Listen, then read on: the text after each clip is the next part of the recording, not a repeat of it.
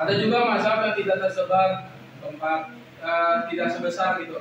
Ada mazhab As-Sauri, An-Nahai, At-Tabari, Al-Juzai sama Az-Zahiri. Nah ini kan yang 4 besar nih. Nah ada juga mazhab yang ada mazhab cuma nggak sebesar yang 4 mazhab di atas ini. Nah, jadi ada 1, 2, 3, 4, 5. Nah jadi ada 5. Sebenarnya ada lagi di daerah-daerah yang apa ya? Daerah yang istilahnya tuh ya daerah timur tengah gitu, banyak yang memakai mazhabnya sendiri gitu.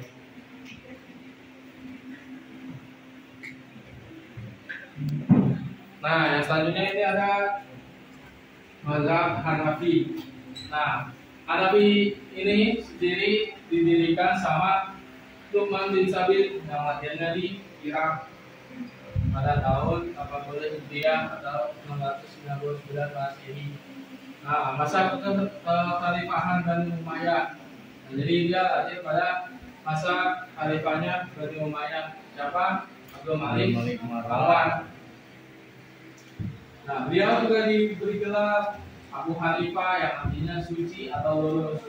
Makanya mazhab tersebut disebut mazhab Hanafi, yang artinya suci atau lurus. Nah, Abu Hanifah juga dikenal sebagai Ahlul Ra'yi. Nanti ada penjelasannya. Nah, selanjutnya dia orang Persia. Nah, Nu'man bin Sabit ini orang Persia, cuma dia tetap di Kufah atau di Irak. Nah, dia juga ulama besar yang tidak merasa memonopoli kebenaran. Monopoli itu ya pasti ada kesempatan dan ada umum. Jadi dia nggak membolak-balikan kebenaran gitu ya. Jadi kebenarannya ini tapi kebenaran dalam kebohongan sama sekali juga. Nah, terus juga sangat rasional. Dia mengutamain maslahat dan mudah dipahami. Jadi mengutamakan maslahat. Juga dia istilahnya kalau misalkan orang yang beliau menjelaskan juga mudah untuk dipahami.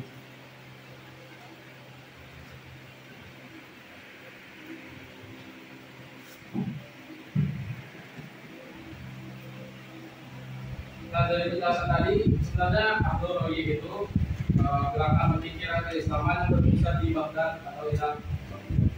Nah, ya, jadi ini Abu Hanafi ini kan tadi Ahlul Ra'yi. Nah, dia tuh gerakan pemikiran keislaman yang berpusat di Baghdad atau Irak yang dalam mengambil sebuah fatwa terhadap ilmu fikih. Jadi bisa dibilang dia gerakan pemikiran keislaman yang berpusatnya di Irak, Baghdad. Nah, selanjutnya ini ada Imam Maliki. Imam Maliki ini didirikan sama Malik bin Anas bin Malik yang lahir di Madinah pada tahun 93 Hijriah atau 173 Masehi. Dia juga dikenal sebagai riwayat hadis dan mufti atau memberi fatwa gitu. Beliau ini sangat dikenal dalam riwayat hadisnya dan memberi fatwa. Nah, selanjutnya dia juga ahli fikih. Nah, kita belajar fikih belum tentu kita ahli juga gitu ya buat memberi materi tentang fikih itu. Tapi beliau seorang ahli fikih, terus juga perawi hadis terpercaya dan sanadnya paling sahih. Paling sahih itu apa? Nah, gitu. Jadi terus juga dia menguasai fatwa-fatwa Umar bin Khattab, Abdullah bin Umar dan Aisyah. Jadi dia menguasai fatwanya dari Umar bin Khattab, Abdullah bin Umar sama Aisyah. Nah, dia juga punya karya sendiri yaitu Al-Muwatta. Nah, hadis bercorak fikih. Pemikiran beliau hukumnya banyak dipengaruhi sunnah dan cenderung tekstual. Nah, kalau tadi kan yang ini beliau sangat rasional juga, dia lebih utamai maslahat sama mudah dipahami.